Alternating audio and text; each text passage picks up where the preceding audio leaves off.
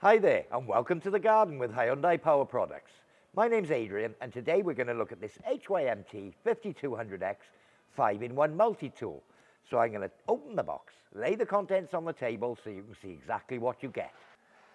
So I've laid everything out on the table so you can see exactly what you get. And as you can see, there's quite a lot of it. So we'll start with the head unit itself. So obviously we have the engine, the upper shaft, and the controls, everything here. Again, there's a handle here which will need to be fitted. We have the toolkit, we're going to need to use that, and we have the user's harness as well. So, okay, moving forwards.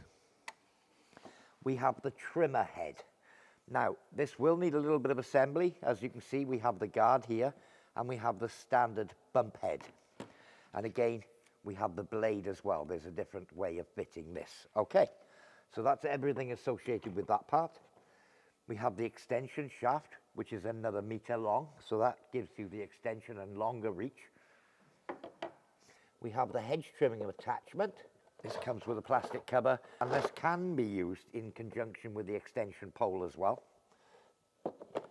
Finally, at the front here, we have the trimming attachment. So basically, a little chainsaw on the end of the last head and the associated parts. So we have the bar cover, and the chain. Again, we have the mixing bottle. Now, this is a two-stroke machine, so you're going to need to know how to mix the two-stroke oil. And we do have a separate video on that. And finally, but importantly, we have the user's manual. Now, I do recommend that you read the user's manual thoroughly before use. So the first thing I'm going to do is to fit the handle. So if I go in the toolkit, you'll see there's various tools in here. I'll in fact show you the tools. Spark plug spanner with screwdriver, there is a spanner, and two sizes of Allen key. We want the smaller Allen key, first of all, to undo the 4 bolts in this clamp here. So I'll undo the 4 bolts and bring you back. So with the 4 bolts undone, I can pull the 2 halves apart. So you'll see this consists of 2 halves and this rubber bracket. So I'll just pull that out. Now you'll notice that there's a spike in the bottom. When we put it back together, we need to make sure the spike goes in the hole in the rubber part, and this rubber part will wrap around the shaft. Now, with that said, you'll see that there are 2 holes. The taller, longer-armed sort of people would probably want to line this up with a lower hole, and the shorter people, such as myself, probably use the upper hole. So what I'm going to do is just lay that rubber roughly in place. Now I'm going to pass this pin through the hole in the rubber, into place there. Just locate the hole. There we are. It's in the hole there. I'll just stand that back up. And then, of course, I can just place the handle back on and then go around and tighten up the 4 screws. So I'll just get 4 started first of all, and then I'll tighten them up. Okay, so as you can see, that's the lower handle all in place. So with the handle fitted, all the lower tools connect into the end here in exactly the same way. We'll come back to that shortly, so let's deal with the controls of the engine and starting. So we have the on-off switch here. Forwards is the stop position, backwards for start. Okay, 2-part throttle. So if I went to pull the throttle, it won't pull. I need to push down the rear lever to enable the throttle. That stops you accidentally starting the machine. Okay. So that's the trigger mechanism for the accelerator and the start-stop button. So if you've looked at the other video, you'll see exactly how to mix the 2-stroke mixture of your fuel. So again, this is a 40-to-1 mix, and the other video will be very useful if you've never done that before. So first of all, we would fill it with fuel, not too high, perhaps to the sort of this level, just below the filler neck. So here we have the recoil, fairly straightforward. Here we have the choke. So to start it, we need the choke in the up position. Once it's started, we can then push the choke down. So that's the choke lever there. Up for choke, down once the engine has started. And the final thing, I'll just tip the machine over and show you where the primer bulb is. So the primer bulb is here. If we had fuel in the tank, you'd be able to see the normal red colored fuel coming up into the primer bulb. So we need to push that several times to prime the machine. So when you can see it's pretty much full of fuel and you can hear it flowing back to tank, that'll be the engine fully primed and ready to go. So our procedure would be switch on, first of all, on the switch at the front here, put the choke on, prime until we know we've got the flow of fuel, and then we can simply start it on the recoil. Once the engine is started, we can rev it just a little bit. If it stalls out, we can go through the procedure again. But once it's started, we can turn the choke off. Once it's warmed up, we can rev it fully and we're ready for use. To stop the machine, let go of the throttle, let it settle back to idle for a few seconds, and then switch off on the on-off switch. So I'm just taking the extension pole here just to show you how these fasten together. Now, all of the tools come with this little black protective cover. So when you finish using them, don't throw these away, but plug them back on when you finish with the machine, and that'll keep any dirt out of the end of your fittings. So I'll take that off, put it safe. So you'll see this little plastic lug, that faces down into a slot in the end. So I'm going to loosen the knob off, place the machine in, or the tool in.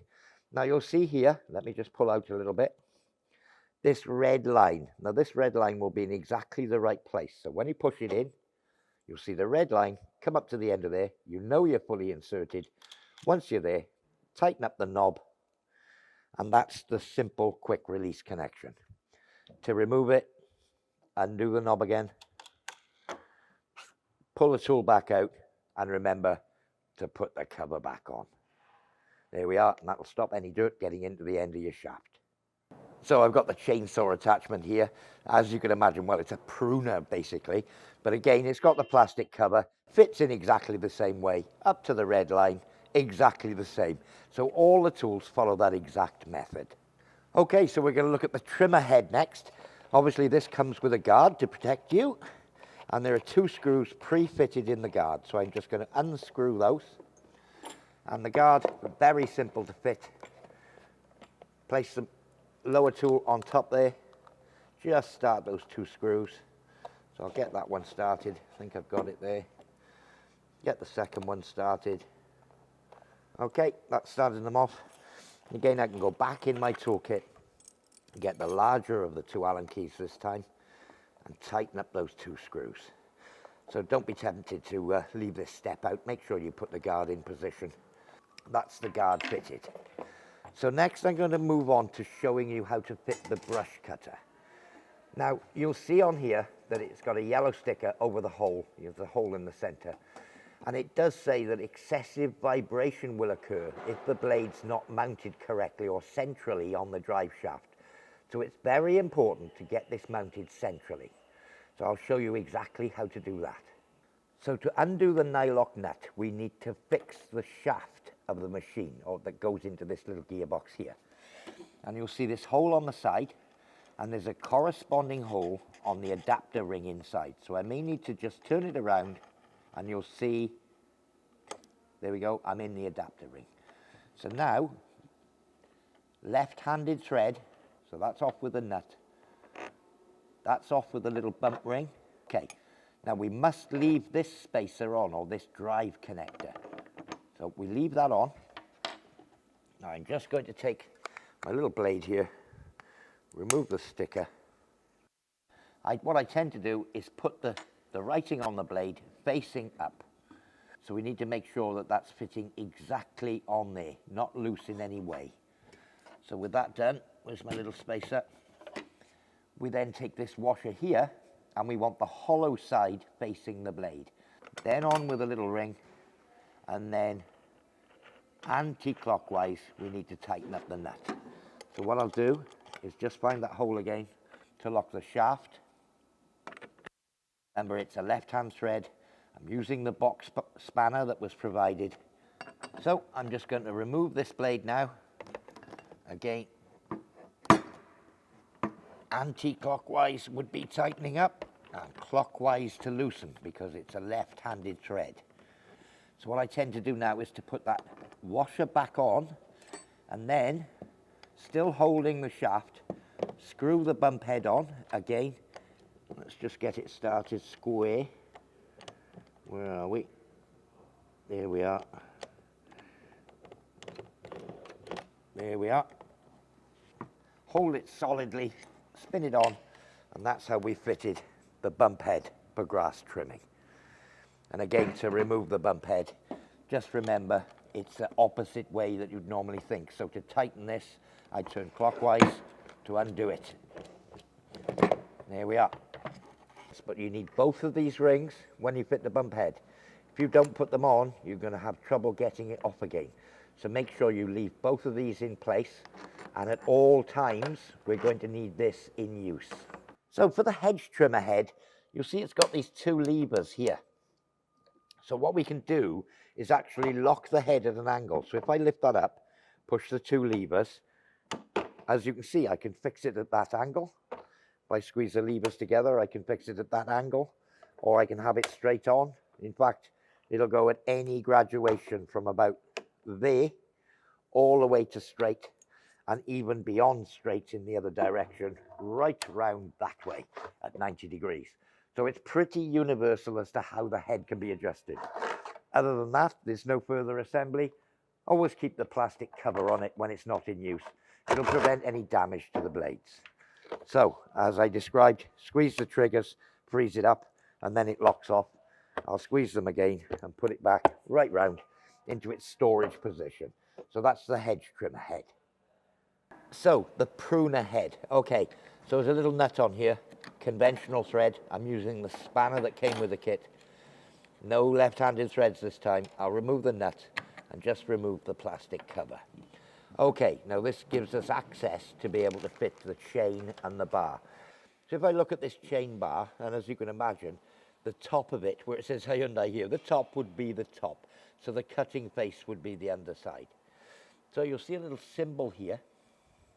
And if you look at the tooth, the black section teeth, you'll see the short section on the front, and let me just get more pointy, the short section on the front and the wide section to the rear on the top of the chain. So that would be the correct way round. So if I just flip that chain over the wrong way, now if I look at a black link, you'll see the wide section is at the front and the narrow section at the back. So that's not correct. So flip it back the right way, that's the correct way. So I'll just pop my glove back on and just place the chain over the bar and get the chain in the slot all the way along. Okay, so as you can see, I've got my glove on. I'm holding the chain fairly taut on the end there in the chain bar. So I need to locate the inner teeth of the chain into the slots in the gear on the end here. There we are. Let's just about do it. A little bit of a wriggle and a jiggle. Just make sure we're in position. Okay, so I'm glad this has happened.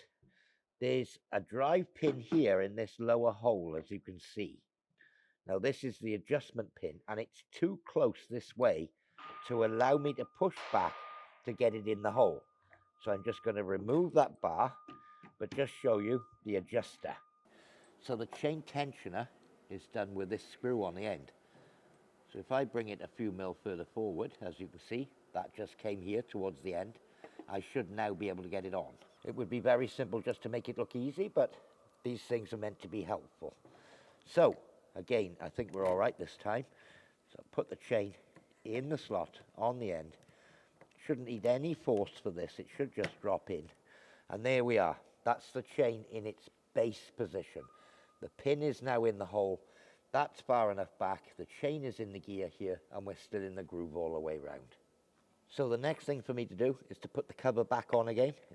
It should just drop on there over the top. And that just captivates everything temporarily. So I'll just do up that nut, but I'm not going to do this nut up tight. I'm going to nip it down too, but I'm not going to do it up tight. So at some point here, oops, I'll feel resistance, maybe back a little bit. That still allows the blade to move up and down, as you can see there, but we're way too slack. The chain's coming right out of the groove. We don't want that. So I'm going to need to adjust it to bring the bar out to tension the chain. So if I flip it over on this face, this is the point where I can now get my screwdriver on the adjuster and give it a couple of turns. Now it'll turn freely for a short period.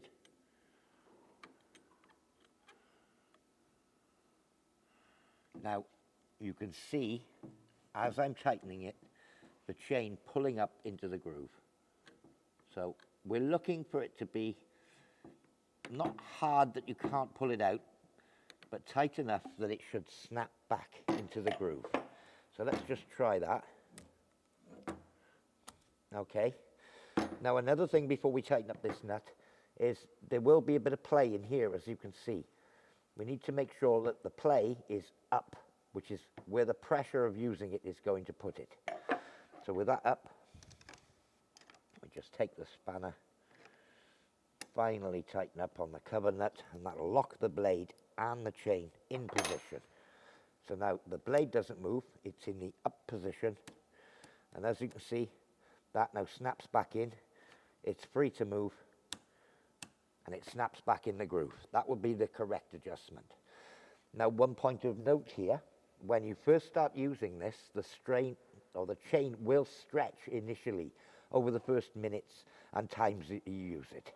So keep a careful eye on the tension of that chain. You may need to loosen that nut off and just retension it on the screw a little bit during its initial use while it does its initial stretch.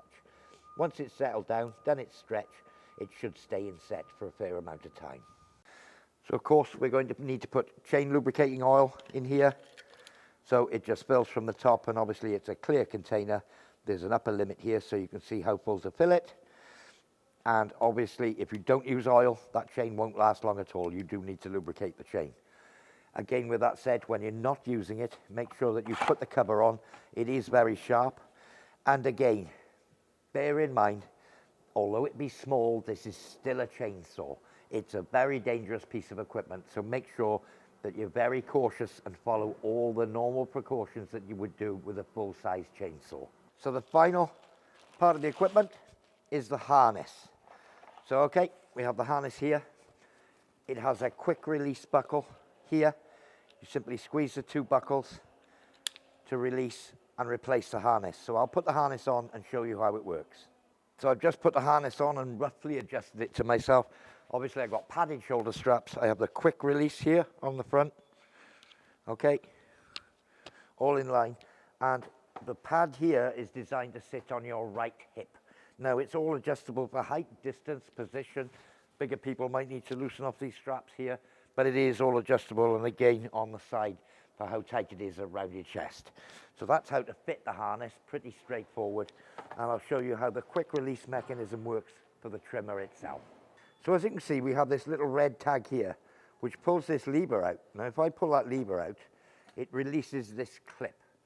Now this clip can be left on the machine at all times if you wish. You can take it off if you're not using the harness, but you can leave it on there. So once we've got that clip there, simply a case, when you want to clip it on, feed that through there, drop the red tag in, and that's it. That's the machine attached. Now obviously this is a bit low for me. I need to adjust it up. Lots of ways I can do that, but that's the basics of its connection. Of course, when you finish with it, pull the red tab and you're out. So it won't be at this point until you've tried it on that you know where the pivot point's going to be for yourself, depending on what tool you've got on the end, how big you are, how long your arms are, that sort of thing.